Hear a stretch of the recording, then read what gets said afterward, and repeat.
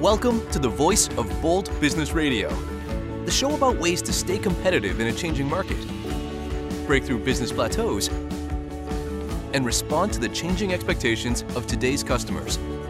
Your host, Jess Dewell, is a rapid growth entrepreneur, consultant, and business advocate with a 20-year track record of business excellence. She candidly discusses how to achieve your growth strategy and realize your company's unfulfilled potential. Now, here's Jess. You're in the right place for conversations about current needs that we as business leaders face regarding technology, customer expectations, and quickly changing markets. This is program 211, Sustainability as a Leadership Value. And when we think about sustainability, there are a lot of different ways to go. So we're going to talk about the qualities of sustainability today and only pick a few out to talk about that give us the most impact, the most opportunity, and really counterintuitively, the most time and space to really grapple with what we're working to grapple with and achieve for our employees, for ourselves, for our companies, for our communities, and for the world in a way that delivers our mission in this new and changing marketplace. Dr. Federico Fioretto is an entrepreneur, a trainer, a coach, and he's incredibly passionate about sustainability, specifically around the development of human potential within organizations. He believes in the possibility to transform all conflicts and provide a method to communicate in a way that realizes more potential than we thought possible. How you doing, Federico? I'm doing great, and even better when I'm with you. Thank you so much. That's very sweet of you. I always like when we talk because we're in two different time zones. The morning is when I'm the most energetic, and the evening is when I'm not as energetic. And it's, 5 o'clock where you are. Yeah, it's a very good combination. That's a very good time for me, this last part of the afternoon. So we are both in the best place and time. Isn't it amazing how things come together exactly the way that they ought to? Yeah, that's a logic in life. Yes, provided we're open to it. That's actually where I wanted to start, is with this concept of, shared knowledge. If I kept everything in my head and you kept everything in your head, we don't actually have the ability to know what each other knows in a way that we could build off of each other's experience. Is that your finding as well? We start from anthropology in a way, because yes, we humans are a social species. And therefore, we are made for sharing knowledge and experience. And from knowledge and experience of others, we learn and we improve and we add to each other's ideas, creativity, and capacity to resolve problems. So maybe the first quality of sustainability that you are very competently pulling out is the quality of connecting, because you cannot do sustainability alone. It's the basis of sustainability is getting people together and getting the famous stakeholders, very well misunderstood sometimes, acting together and transforming apparent conflict into more opportunities to solve each other's problems together. So that's the first quality that I see. So when we share knowledge, we have to overcome some ego sometimes. We have to overcome the ego of somebody else who might feel like we're stepping on their toes, trying to get to the information within their head to use nefariously, right? To take advantage of them. And so we have to overcome our own and other people's past experience with communication. We all have triggers, right? Things that go, wow, wait, I'm not going to tell you anymore. And other times it's like, what are you doing here? What's this all about? This seems weird. And so when we find ourselves in that situation, knowing that a quality of sustainability is to get out of that, to increase our own personal awareness, but to also meet other people where they are, how would you suggest we start that process when we find ourselves in the middle of a landmine we didn't know existed? These landmines is a very appropriate expression, but that's a delusion. There are no landmines of this kind, but they are only made up by our fears.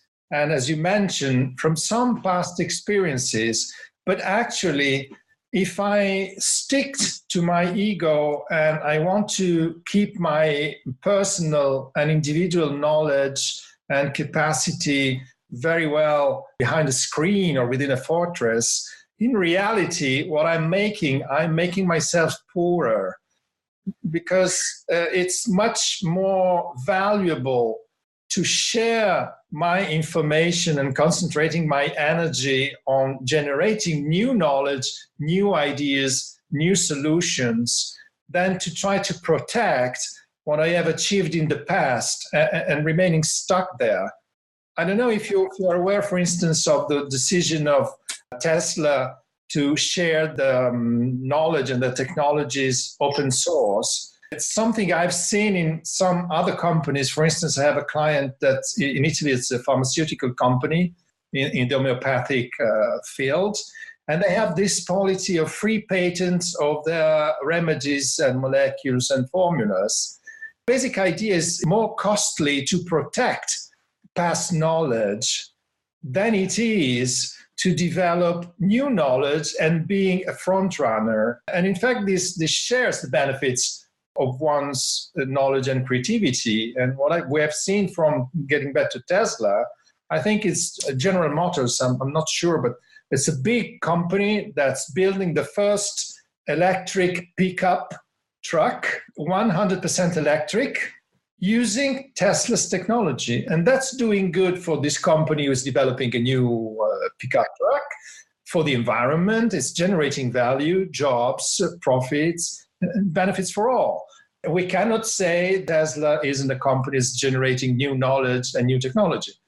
So they don't stick there, but they are more open to that. I'm putting something out there so other people can build on it. Good luck, have fun. And that's one way that companies and individuals can do that. They can contribute to this larger community. And I'm thinking about within an organization that is for profit, that must make profit to, satisfy shareholder requirements, continue to be able to employ the people that they employ, continue to be a part of the community that they have chosen to be a part of. And I'm thinking about, let's say you and I were on the same team. And with you and I being on the same team, and we were both brought in for our expertise, we have to figure out how to work together. We have to figure out what knowledge I have and what knowledge you have that we can bring to share in this more closed environment, yet still as powerful environment, to create something new for intellectual property, for development of a program or a process within a for-profit organization as well. I mean, we can bring it down into the ecosystem of a company. Knowledge is just a small part of that. We know each other a little bit, and I've come to sustainability through years of development of communication methodologies for the transformation of conflicts. And in fact, what I have learned is that when people clash, usually it's a personality or ego clash or fear that belongs to the ego, by the way. But the fact is, people lose sight of the objects, their own objects, and the common objects. In this example you made, we are together part of the same team and we have to learn how to work together. But why are we in the same team? Well, certainly we have common objects.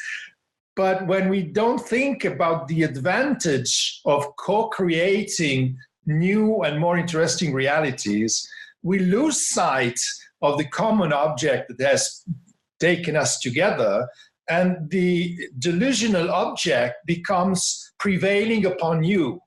And that wastes completely the energy. It's a waste of time. It's a waste of energy. And by the way, we miss the most important object that was the one that put us together. What kind of value are we here to generate?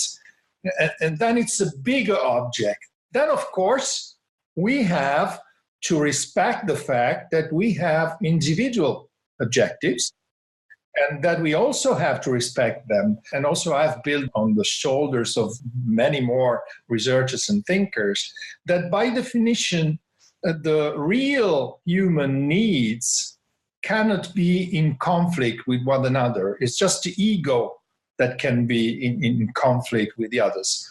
It's very easy to go along well when we stick to the basics and we think about our common goals and common objects.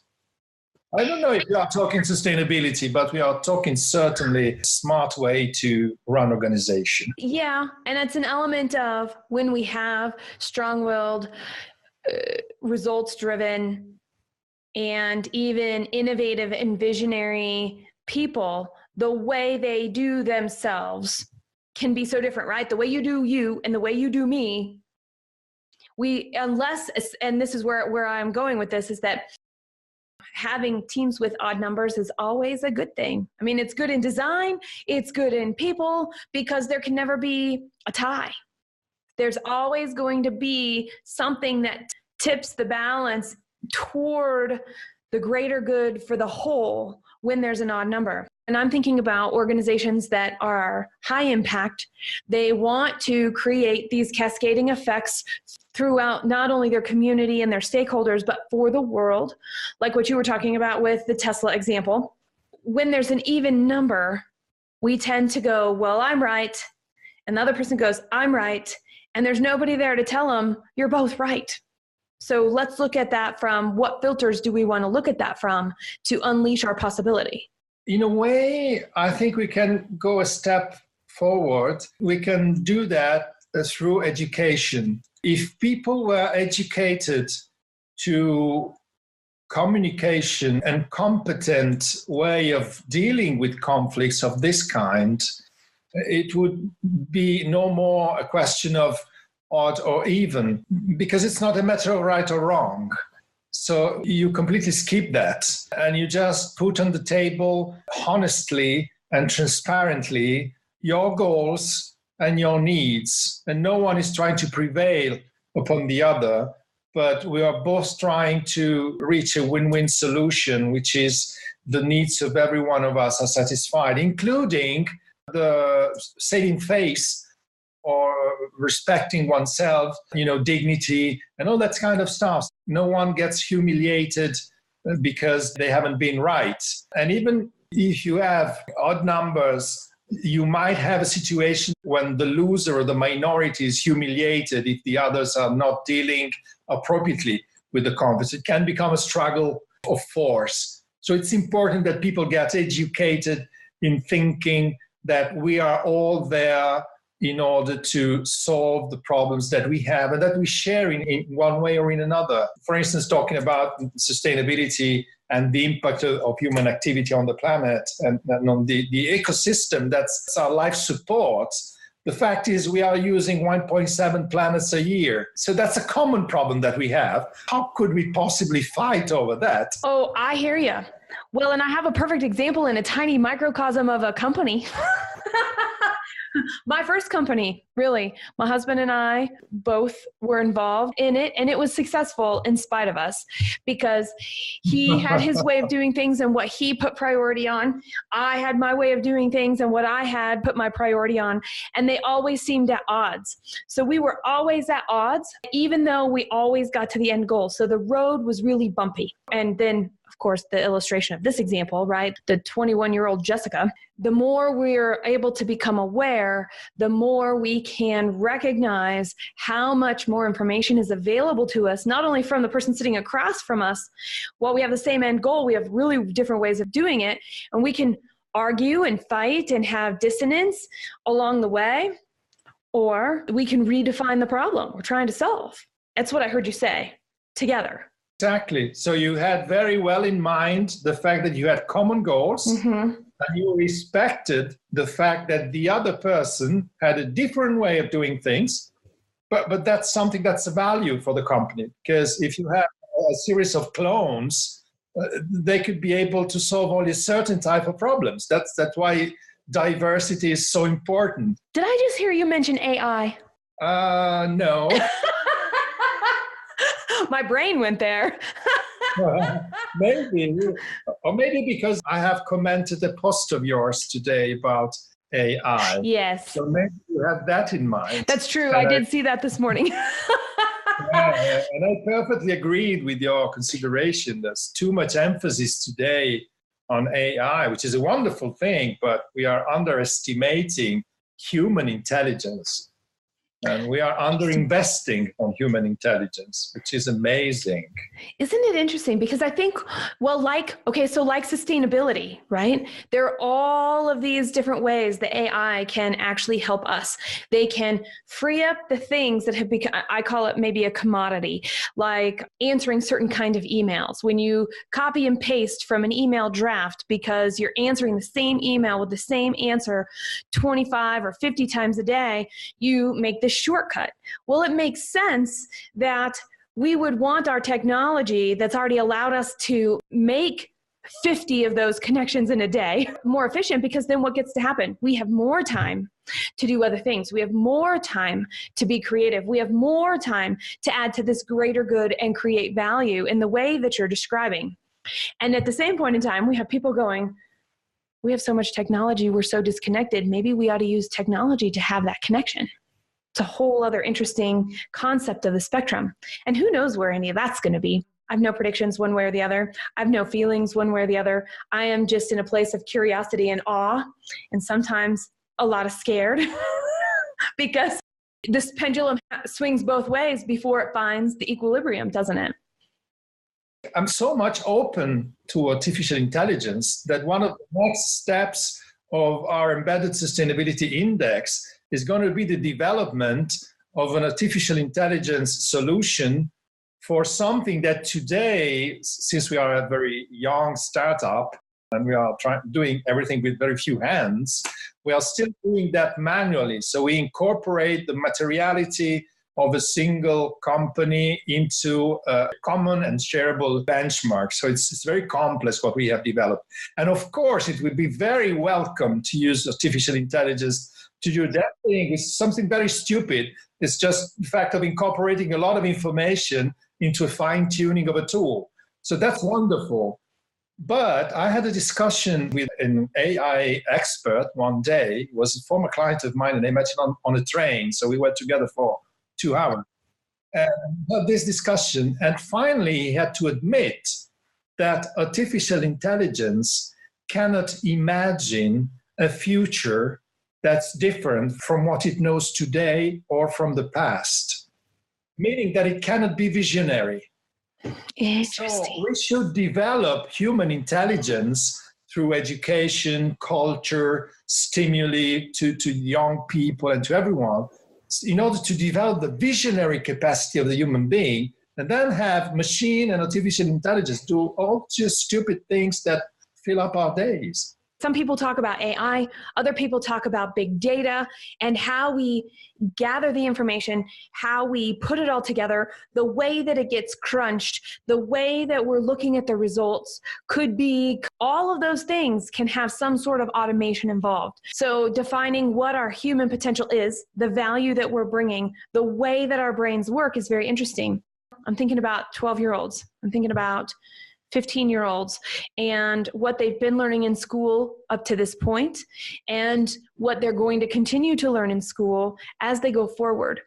How do you feel about the way schooling is happening today in terms of preparing the generations that are following us for this more visionary role in the world? Very badly, except with few exceptions. For instance, in Europe, there is Finland, who is running very, very interesting experiments in education that's giving more room to the development of the brain and of the creative capacity of the child. It's funny because I have a member of my family following an educational program on pedagogy and education and training.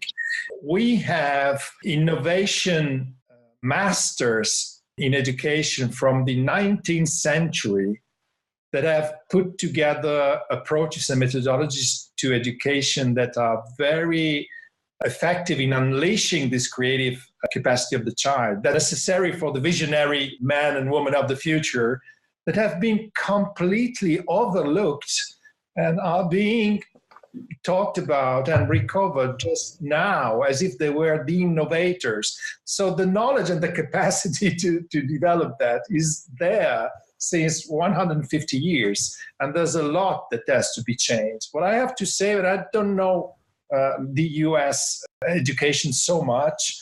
I know it marginally, and I think it's very specific, and it doesn't give a lot of education outside the specific line of training, but that's a general impression. Training is a good word. In general, it may be an extrapolation, so anybody listening who takes issue with me saying that, just hear it out. Our system was set up to train. Our system was set up to do a certain thing. And even though our times have changed, that system has not changed, and we're still producing the same output. It's a good system. Look how long it lasted. That's what I have to say. I think you have put it greatly. That's because you are more familiar with the language than the training is the problem. So. Yes, we have to switch from training our kids to helping them create and think and innovate. Yes. And in fact, if you think about the very word education, it comes from Latin, and it means to pull out from the person. So it means to pull out what there's in. And it talks about the splendid potential of the human being. So we have to help kids and grown-ups too. Us too. Agreed. Pull out more and more. That's what I mean when even in my conferences and public speeches, sometimes I'm pretty adamant about this. The problem with AI is that we are investing too much in that and neglecting to invest in human intelligence. And that's exactly the point you're making. We should invest more in education. And then it's very well to invest in AI. But if we could invest, I would say 20% in human intelligence of what we are investing in artificial intelligence, that would make a great deal of difference. You're listening to The Voice of Bold Business Radio. In every program, we share stories, tips, and concepts that benefit short-term goals and increase confidence in long-term positioning. Stay current and receive programs to continue sparking ideas about growth strategy by subscribing to the program at voiceofboldbusiness.com. Now, back to Jess. You're listening to program 211, Sustainability, which is a leadership value. I'm Jess Dewell, growth entrepreneur, and today talking with me is Dr. Federico Fioretto, entrepreneur, trainer, and coach, who is so focused on sustainability. Every single time we talk, we never know where we're going to go, but we come back to this concept of this idea of how does it create value? How does that ripple out to beyond just us? Federico, this is kind of interesting because there's a phrase that I have started to throw around that I'm not quite ready to claim as my own, but I guess I already have because I talk about it.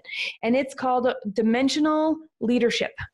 And I think having dimensionality of some sort is a quality of sustainability. Would you agree? Wow, I should understand a bit more of what is your meaning of dimensional. So just me, right? If it's just me and I'm thinking and I'm doing my deep work and I'm creating, it's to the power of me. When I bring you in and I share my thinking and you're bringing your experience and your wisdom and the diversity of everything that you know, and I'm coming to you because of the positive intention, you will add constructively.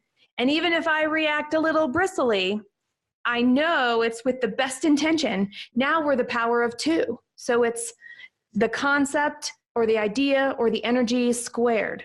Now let's add a person from our audience. Now we're to the third power. Let's add a fourth person to the fourth power, and on and on and on when we are willing to harness that awareness. In this meaning, absolutely, because you cannot do sustainability alone. And we can say this about a person, about a family, about a company, or about an industrial system, about an economy, and about the planet. Throughout all these dimensions, we have to build relationships, exchange knowledge, information, a lot of understanding and reciprocal empathy, because we are different. And sometimes, as you said, we react in ways that are sometimes scary. Yeah, right. And I think bristly comes from scared. Why didn't I think of that? Or is he really right? Or Am I really stupid that I didn't see that? I mean, you know what I mean? And those are those things that we're conditioned within our peer groups to wonder about now and again. But I will give you an example of how caring about apparently someone else gives an advantage and generates value for a subject. There's a company in the Netherlands, it's Daiku, I think it's called, or CO2, whatever. And they are in the dyeing industry. Dyeing of clothes is very polluting, and it generates a lot of waste water that has to be treated. So it's a very, very unsustainable process originally, right? So caring about sustainability has taken this company to generate an extraordinary innovation, and they now don't use water at all into this process, but they use high pressure CO2 as a solvent of the dye. So this makes that 98% of the dye that they use is absorbed by the yarn. And they don't have, of course, as I mentioned, any wastewater. So they don't have any cost of wastewater, of buying the water, treating it, discharging it. And by the way, since there is no drying process, the process takes 50% time less. So by caring of the environment and trying to be sustainable, they're making good business. But of course, they haven't developed this innovation by themselves alone. They have been working with companies that deal with gases. They need to get the CO2 treated and compressed in the right way. Maybe they had to deal with the university research center in order to know something more, develop experiments, etc. So it's adding pieces, connections. So it's a multi-dimensional thing, as well as circular economy. And this is another example that I use in my conferences. The passage is not to linear to circular. That's not enough. You have to make the passage to linear to circular to multidimensional. Otherwise, circular is too little. In fact, the ecosystem is not circular. It's at least it's a spiral. And as you know, a spiral is a circle that goes through multiple dimensions. So maybe I agree with your dimensions thing. Maybe. It's too soon to tell. Jury is out. Well, so there you go. I just took something out of a vacuum. I put it right out here in our conversation, and we have more information, and we're going to keep building that idea. That's what that comes to. And that's where we're generating value in a way that we can have new organizational structures that can foster innovation. And different communication structures. We have different kinds of leadership. So, for instance, we are hearing more and more of horizontal leadership models, or there are even names like agile or other ways of doing and sharing information and working in groups. There is no more any linear hierarchical thing that can work in the situation. And that's very important because everyone is able to contribute. I'm asking myself a question. Does the idea of off-topic exist anymore? Was that too tough? No. With so much creativeness, with so much potential, with so many different ways to go about solving a problem, adding value, creating revenue, whatever our goals are for the next 5 or 10 years, to have a business that continues to thrive and grow and change as the situation in the marketplace it's in thrives and grows and changes. We have too many things to consider. And so one of the things that I really focus on is, it's great to explore something that I would consider off topic because it may not be if it helps shape and better define a problem. Yet going back to some of the other things you were saying about the spiral is a circle that's vertical, it makes me wonder if it's the right thing, not right now.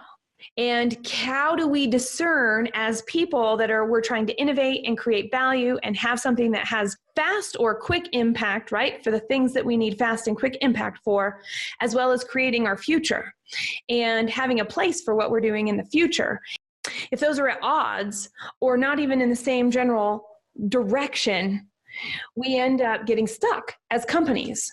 The important thing is that people have a very clear understanding of what the goals and the objectives of the company are. And that's exactly why we need for sustainability to become a really useful success and resilience strategy. We need to have it throughout all our processes, starting from the decision processes and the strategy settings of the company. And that's why what my Harvard professor calls random acts of sustainability don't work. Good. Yeah. Someone calls them random acts or bolt-on sustainability initiatives. They don't work because that would be the off-topic, not the right moment that you mentioned. So that's why we need a very strong central axis of our spiral, which is the company has very clear objectives. They are strategically set. Sustainability and business objectives are very well connected. And then everybody in the organization know where they are going so that they naturally explore only those, so to say, off topics that are in a way connected to the central axis of the spiral. And that becomes a kind of productive brainstorming or exploring of different opportunities to achieve the goal that is clear for us, understood, and shared. So we are back to it's a leadership thing. It is. And here's what I hear you saying is that we need people to spend more time thinking about what that central axis is so that everybody can go and explore, but it's still not everything that has to be explored. There's exactly a filter. And by the way, I'm naturally this way. So I've got to call the kettle black a little bit right here. And that is they want to throw whatever idea comes up on the wall to see which one sticks so that they know which direction to move forward. And I'm changing. When people are coming to me with these ideas, I'm asking for a complete idea. I'm asking for a thought process around how does it tie to the goals of the Voice of Bold Business or one of the other projects under Red Direction, and becoming more comfortable saying, that just doesn't fit here. Or this might work provided, here are the questions. How do we tie it back to our objectives? What is our concept of measurement to know that we're having success? How long do we think it's going to take to start seeing some results that we can measure success? And it's up to me. I actually think I'm the axis in Red Direction for the moment right now. So it's up to me to hold that space. And I know that with so many of us wearing so many hats, so many of us that we may or may not understand all the elements of the things that we're responsible for, that we have some leadership skills to develop. And one of them, almost, I would say specifically, is how do we leverage our time? Are we actually taking time to think, to create that access that you were describing so that people can go do the work that they want to do and be able to find those ideas and present them and get budgets for them and go execute them and implement them in an effective way? And what you are describing as what you do is exactly to keep people always well aware and remind them where you're going, what are the priorities, and what are the things that are relevant in order to achieve the objectives. But you're also involving them. So you're not just denying them attention. You're asking them to think and to reflect. All right, but please tell me how this is connected and how it would work and how it would help us achieve our objectives. And that's very important because you value the contribution of your people, treat them as intelligent beings, which is something that's very much overlooked especially in big organizations, unfortunately. So they are very much motivated in order to use their brains and their hearts, by the way, I'm sure. And their guts. We got 3 brains: brain, heart, gut, right? Yeah? Exactly. So there are 3 brains in order to bring up meaningful solutions that help achieve the objectives of the organization. I'm always astonished how the bigger the companies are, and multinationals are very special for this, the bigger they become, the more inefficient they become. And they have so many management systems in place in order to be efficient. But because of the fact that they don't engage people really into the meaningful objectives, they are so inefficient. There is waste of time, energy, resources everywhere. So leadership is very important for this, for keeping to the axis. I was looking for a clip this morning, and I don't know how many Star Treks you have, where you're at, or how often you watch it. There's this new one called Star Trek Discovery, and it's in season 2 right now.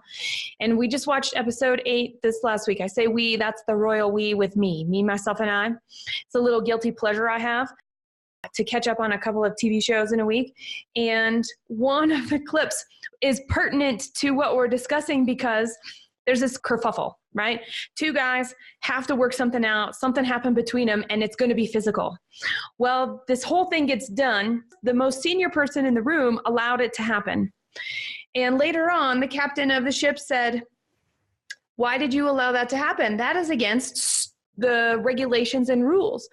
And the captain came back, or the other gentleman that came back and said, "There was nothing in our rule books," right? And I'm paraphrasing, "our rule books for this person that had that happen to them and this person that had that happen to them to handle it in a way that was documented.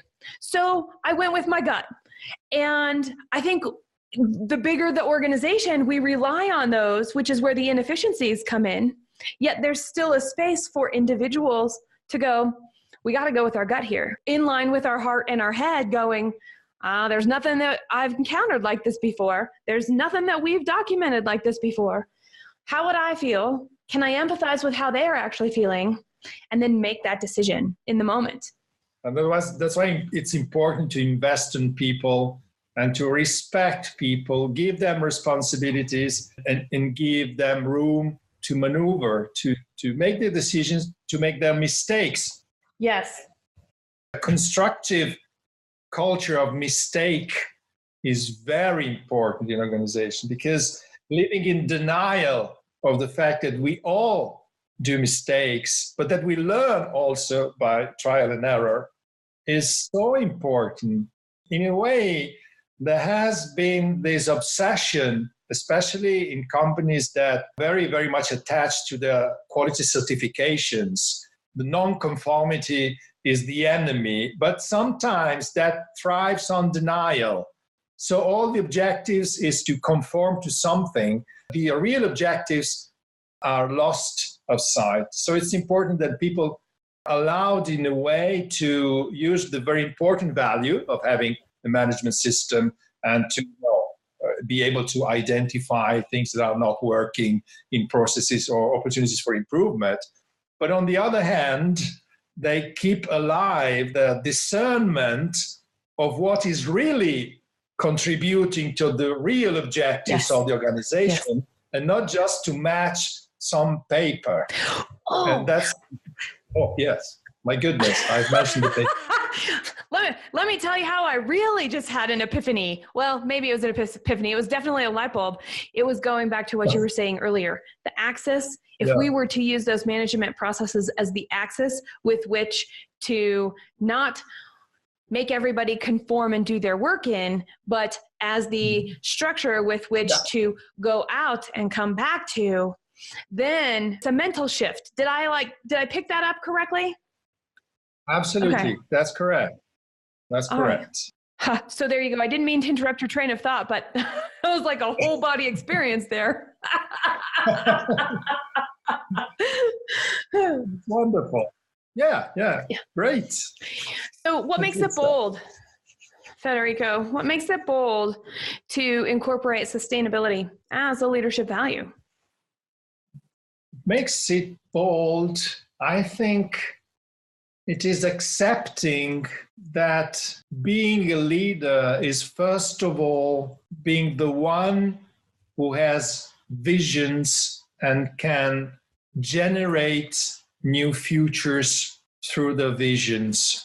It's having the courage to detach oneself from the icon of the competent manager and become the visionary leader who can also be wrong or who can also fail. But it's through these kind of visionaries that humanity has progressed. And luckily, I hope it will continue to progress. You'll find all the program notes at voiceofboldbusiness.com/P211. That's voiceofboldbusiness.com/P211. You can also search for sustainability, a leadership value. And as our repeat guest, you can also search for Dr. Federico Fioretto and make sure and see all of the programs that he has been a part of on the Voice of Bold Business Radio. It's your turn to keep this conversation going. Use hashtag VBB Radio, email us radio@reddirection.com, and tell us your experiences with sustainability. Tell us how you as a leader and the leadership of your organization are incorporating the qualities of sustainability into everyday work to create a stronger tomorrow that is also adaptable to the situations that we find ourselves in. Now you've listened, you've watched. Rate this program before you click on to the next one that you're going to listen to, before you go to the next task of your day, before you switch gears and enter a new situation. We're on iTunes, iHeartRadio, YouTube, and many others. Whatever your preferred listening and viewing platform is, stop by, give us a note, and we are glad to expand what it means to be a leader today, because your voice is as important as our voices. That's what makes it bold. We are defining how to lead. I'd like to leave you with this. What are you doing to instill sustainability into your work? The Voice of Bold Business Radio gives you insights about how to achieve your company's growth strategy. When you aren't seeing the growth results you want, it's time to get an outside perspective. To discuss your specific situation around growth strategy, work with us. Visit voiceofboldbusiness.com and click Find Out More. Special thanks to the Scott Treatment for technical production. Thank you for joining us. Yes, can we use that segment at the end, like as a bonus? Yeah, of course. Okay, Scott, so when we're talking about the case method that Federico created, that whole section, let's just throw as a bonus at the end after your closing. It's a rebellion I had when I developed the case method. Yeah. Before I developed it, I was completely opposed to any kind of structure and method. Then I took a training in healthcare communication with each, and then I learned a beautiful way to look at the structure. And they told me about the structure of the clinical conversation. The structure is something that gives you freedom to explore all the clues that you wish to explore and having a safe way to come back and to be sure that you lose nothing that is important. So the structure gives you freedom to roam about. And then when I accepted to develop a method that's exactly a structured framework. Yeah. So it's completely different. The structure that gives you freedom. And that made a click. I love it.